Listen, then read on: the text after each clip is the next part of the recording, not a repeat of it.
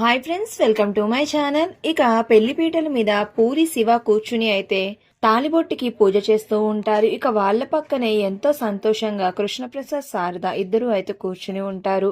ఇక కృష్ణప్రసాద్ అయితే దగ్గరుండి కూతురు పెళ్లి జరిపిస్తున్నందుకు చాలా ఆనందపడుతూ ఉంటాడు. ఇంకా కృష్ణప్రసాద్ పెళ్లి మండపంలో ఉన్నందుకు అయితే గగన్ వాళ్ళ చెల్లి పెళ్లి జరుగుతున్న కోపంతో అయితే ఊగిపోతూ ఉంటాడు.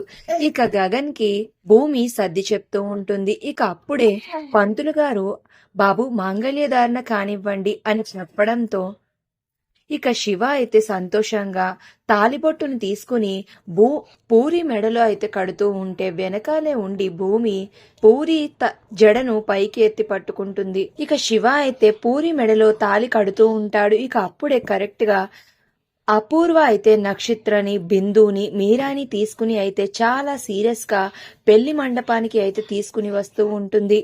ఇక శివ అయితే పూరి మెడలో 3 ముళ్ళు వేసేయడంతో అమ్మయ్య పెళ్లి జరిగిపోయింది ఏ ఆటంకం లేకుండా అని భూమి అయితే ఊపిరి పీల్చుకుంటూ ఉంటుంది.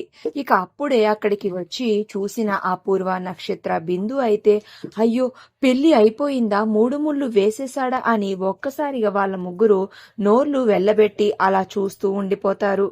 ఇక వాళ్ళ చెల్లి పెళ్లి అనుకున్నది అనుకున్నట్టుగా జరిగినందుకు గగన్ చాలా సంతోషపడుతూ ప్రేమగా అయితే అక్షింతలు వేస్తూ ఉంటాడు వాళ్ళిద్దరి మీద. మరి నిజంగా పూరి శివుల పెళ్లి జరిగిపోయిందా, లేదా ఈ పెళ్లిని జరిగినట్టుగా ఎవరైనా కలగంటున్నారా?